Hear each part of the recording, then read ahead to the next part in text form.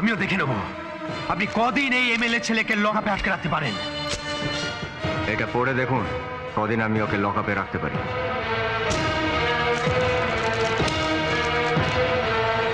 আমি মেনুর উপর শারীরিক অত্যাচার করছি, ওর মৃত্যুর জন্য আমি তাই। রঞ্জন দত্ত। কি বুঝলেন?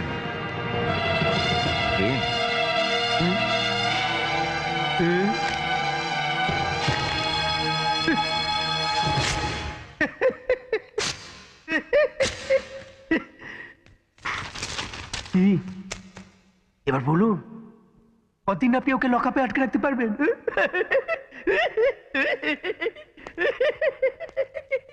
আপনার চরিত্রটা আমি জানি স্যার।